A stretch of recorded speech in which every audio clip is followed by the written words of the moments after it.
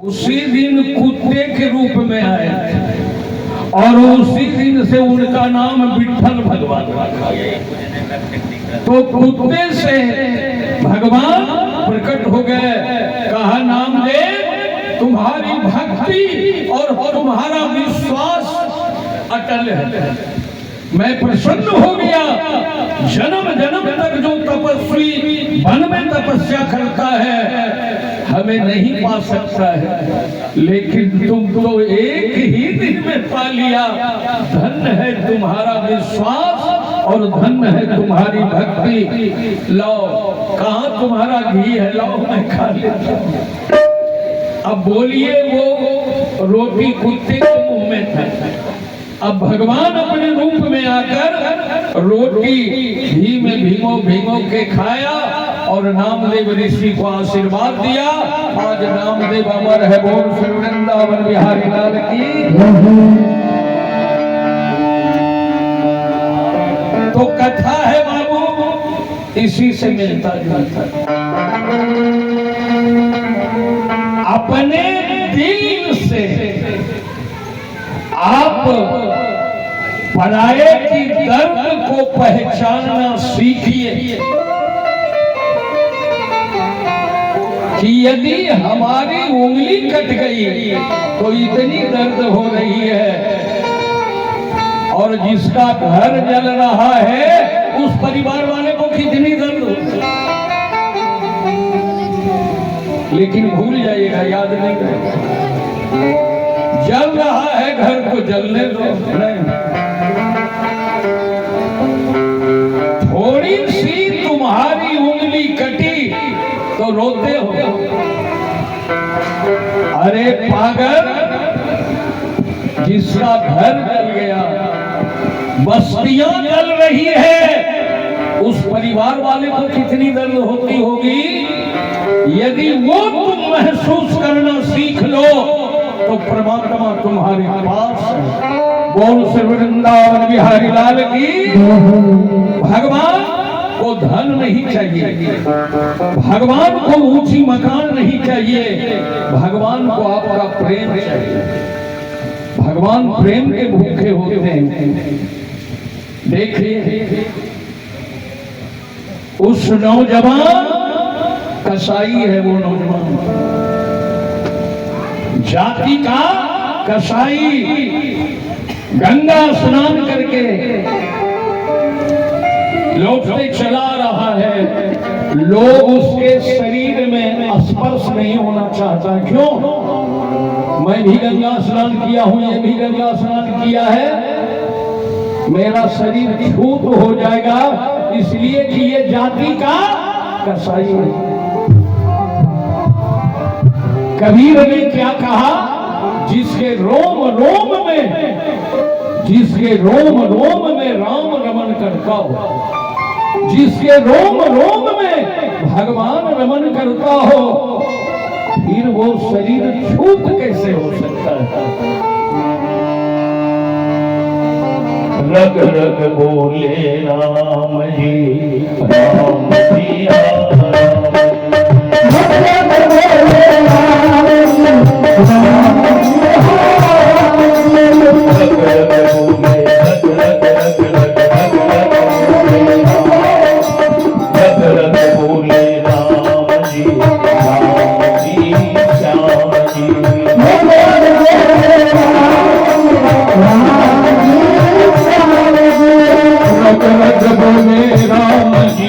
रोम रोम झंका,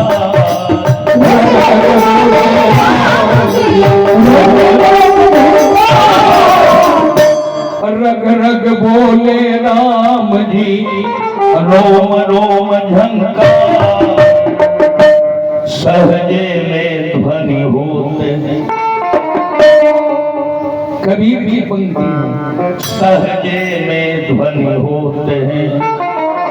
कहे कबीर विचार,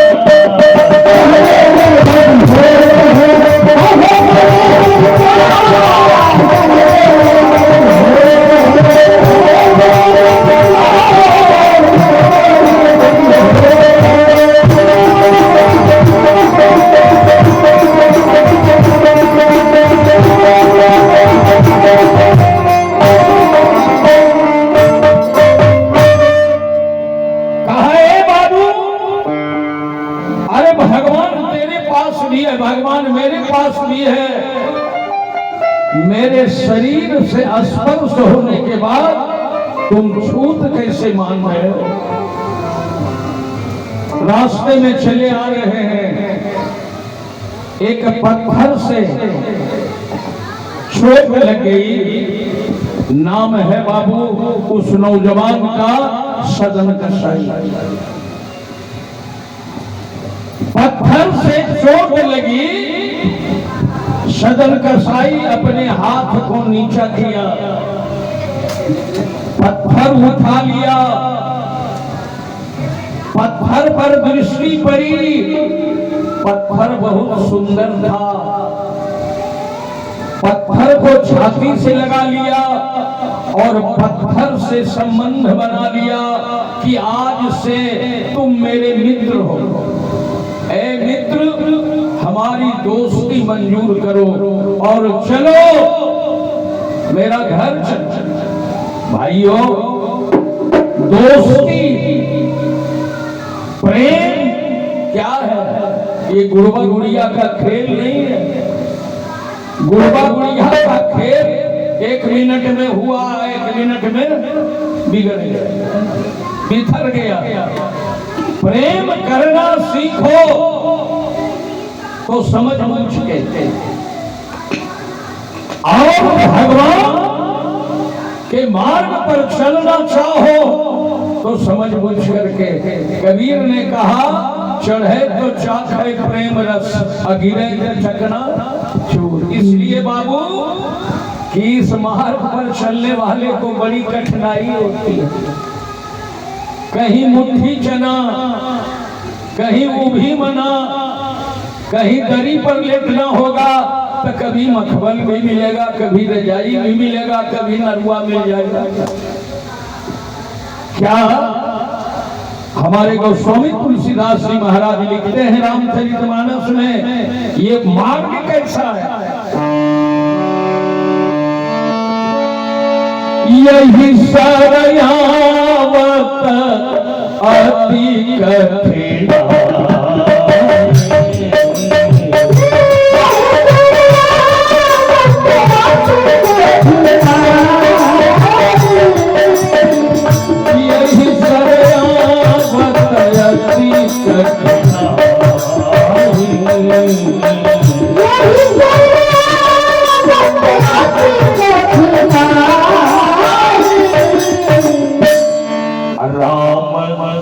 कृपा बिनु आई न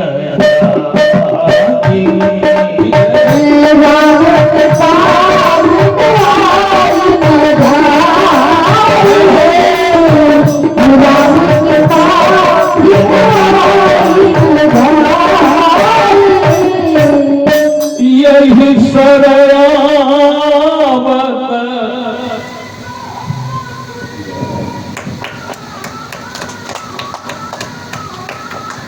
यही सरयावत अति कठिनाई।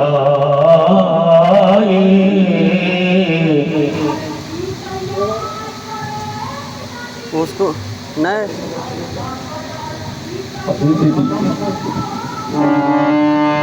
राम कृपा। हे बच्चिया,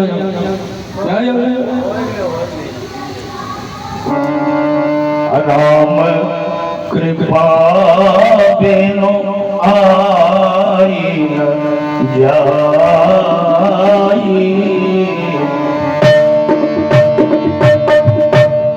चलिए भगवती कृपा प्रदान करते रहे, ये बगीचा सदा हरा भरा रहे, सदा शुभ हो, शुभ हो, शुभ हो। धन्यवाद।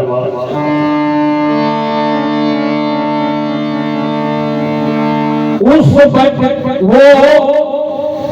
पत्थर से दोस्ती का हाथ बढ़ा लिया और उस पत्थर को मित्र बना लिया। मैं बताऊंगा कि वो पत्थर क्या है। रामचरितमानस में चर्चाई है, धीरज धर्म मित्र यरुना, धीरज धर्म मित्र यरुना।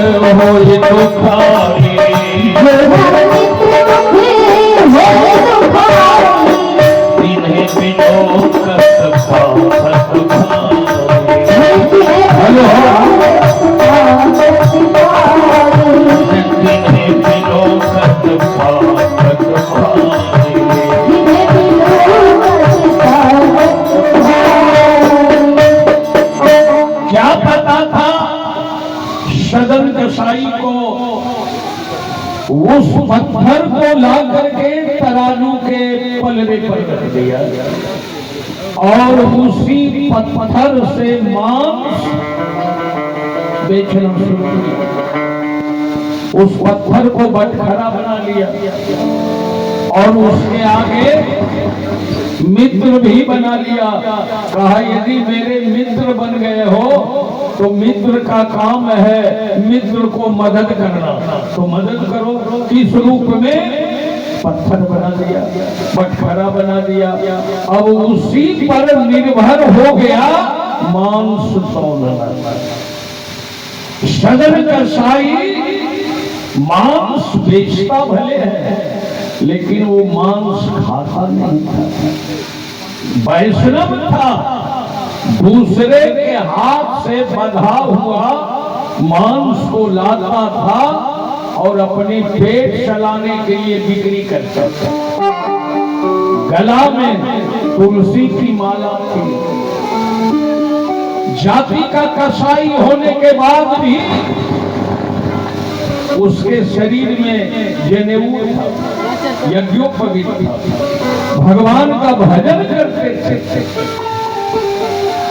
उस पत्थर को बटखरा बना के मांस बेच रहा है और भगवान का भजन भी कर रहा है। भजन क्या करता है?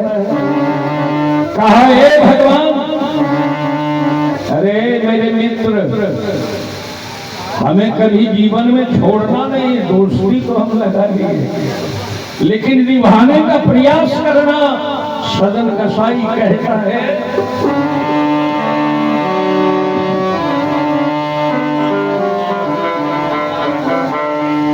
दर्द जितना भी दो तुम मुझे गम, दर्द जितना भी दो तुम मुझे गम, साथ रहने का प्रभु हमसे वादा करो।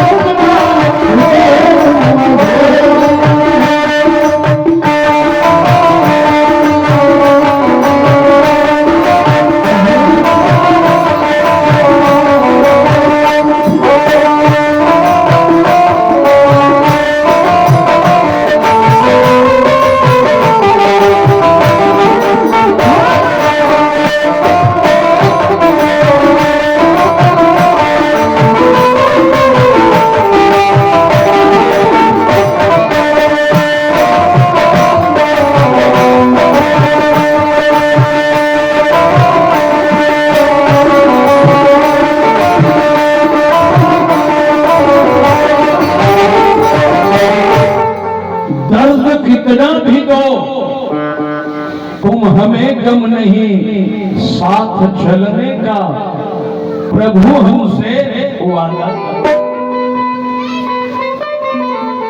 क्या पता है सदन कसाई को वो तो जान रहा है ये पत्थर है, और पत्थर से मैं दोस्ती का हाथ बढ़ा लिया। एक पकड़ तो अच्छी है, मित्र जो बना लिया। आपको मैं जानकारी दे देना चाहूं कि वो पत्थर शालिग्राम भगवान है।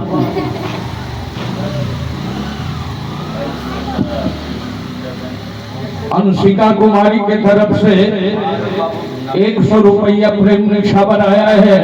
भगवती कृपा प्रदान करें, सदा शुभ हो, मंगलमय हो। भाइयों, एक चालाकी किया है सदन कसाई। वो तो जान नहीं रहा है कि ये शालिग्राम भगवान है, लेकिन शालिग्राम भगवान नहीं कह करके मित्र बना लिया उसे, और पलड़ा भारी हो गया। भगवान से दोस्ती लगा लिया सदन कसाई।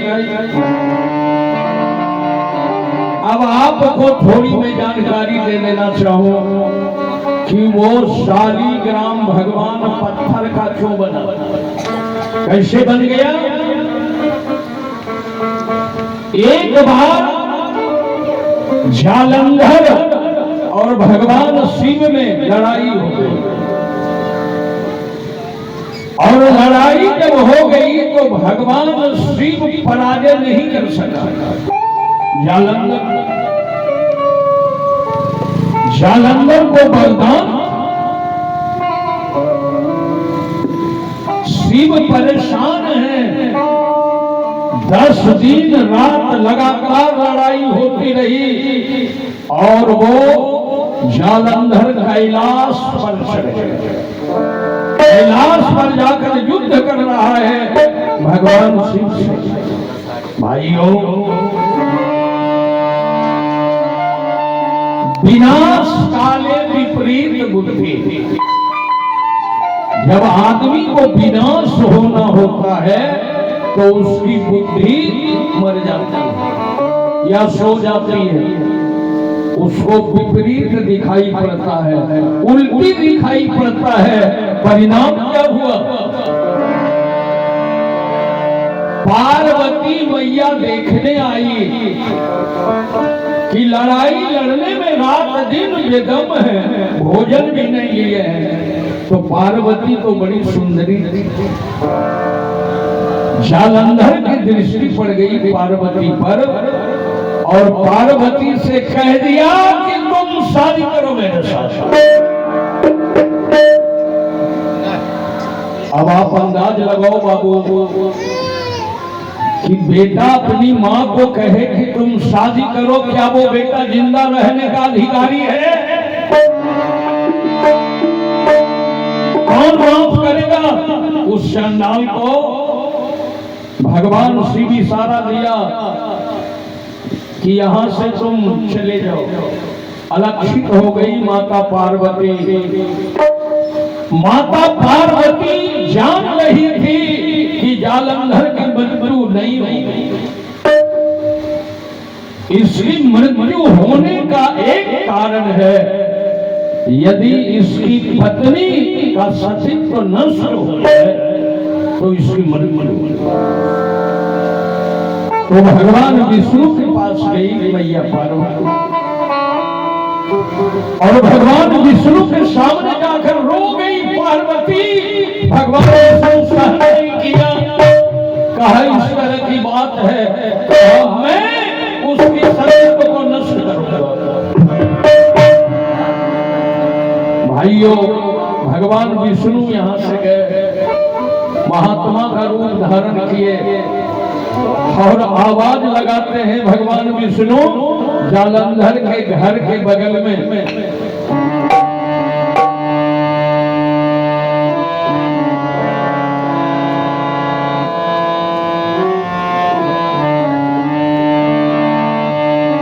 ओम हरि हराय नमः, ओम हरि हराय नमः।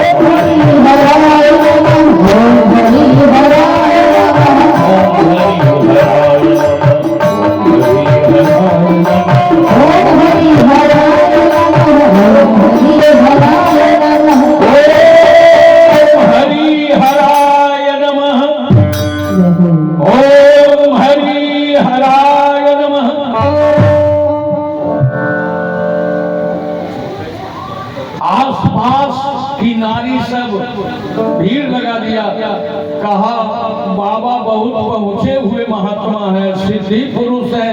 ए बाबा देखिए ना, इनको ये बीमारी हो गया। कहा लाओ इधर, माथा पर हाथ धरे तो भगवान विष्णु है, छू मन बीमारी ठीक हो गया। कहा बाबा ऐसी ऐसी दुर्घटना हो गई, कहा वो भी हम ठीक कर देंगे। तो वहां जालंधर की पत्नी वृंदा भगवान शिव के शिवलिंग पर फूल चढ़ा रहे थे, पूजा कर रही थी। वहां जाकर एक औरत कहती है, हे महारानी, एक सिद्ध पुरुष जोगी आए हैं और वो भूत भविष्य वर्तमान जानते हैं। आपके पति युद्ध करने गए, कोई समाचार नहीं मिल रहा है। तनिक जाके साधु बाबा से पूछो ना, वो बता देंगे। आई रानी पूछती है, बाबा इस तरह की बात है। कहा तुम्हारा पति मारा गया, मर गया तुम्हारा पति। ओम हरि हराय नमः, ओम हरि हराय नमः। कहा क्या बोले बाबा? कहा तुम्हारा पति मारा गया, मारा गया। कहा हमें विश्वास नहीं है बाबा। कहा मैं वो जोगी हूँ कि तुम्हारे मरे हुए पति को मैं दिखा सकता हूँ। कहा तो दिखा दीजिए बाबा। योग माया से भगवान विष्णु जालंधर के मृतक शरीर को दिखा दिया। कहा है ना तुम्हारा पति। अब अपने पति के शरीर पर लेट लेट के रोने लगी। कहा घबराओ नहीं, हम वो बाबा हैं कि तुम्हारे पति को जीवित भी कर सकते। पैर पर गिर पड़ी। कहा बहुत नाम लेंगे बाबा, जिंदा कर दीजिए। भगवान विष्णु जीवित कर दिया और उसी रूप में विष्णु है, ध्यान दीजिए, उसी रूप में विष्णु है। वो जालंधर बन गया और वो रानी के साथ वन में जाकर विहार करने के दरमियान में रानी को पता चला कुछ अंदाजा मिल गया। इसलिए हर पत्नी को कुछ न कुछ अलग अलग अंदाजा है। जैसे कुछ ऐसी पत्नी है जो कौड़ भाषा में अपने पति को बुलाती है, ऐ जी। तो ऐ जी जो वो कही तो वो पति समझेगा कि ऐ जी किसको कह रही है। कोई पत्नी कहेगी ओ जी तो पति समझ जाएगा को वो जी हम ही कोई कह रहा है। कुछ पत्नी कहेगी कौड़ भाषा में तो पत्नी समझ जाती है को जो किया नहीं हम ही को कर, तो वहां चला जाता है, कौड़ भाषा होता है। तो रानी को पता चल गया कि ये जालंधर नहीं है। अब कहां से वो अंदाजा लगा लिया भगवान जाने। भाइयों जब कह दिया कि तुम जालंधर नहीं हो, भगवान विष्णु कहते हैं सचमुच में मैं जालंधर नहीं हूं। कहा मैं श्राप दे दूंगी, कौन हो तुम बताओ।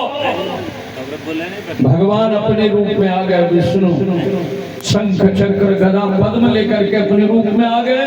कहा मैं भगवान विष्णु। कहा मेरे साथ ऐसा क्यों किया? कहा इसके पीछे कारण। जब भगवान विष्णु उसके सतीत्व को नष्ट किया तो वहां जालंधर मारा गया। भगवान शिव के हाथ से बोल श्री वृंदावन बिहारी लाल की। भाइयों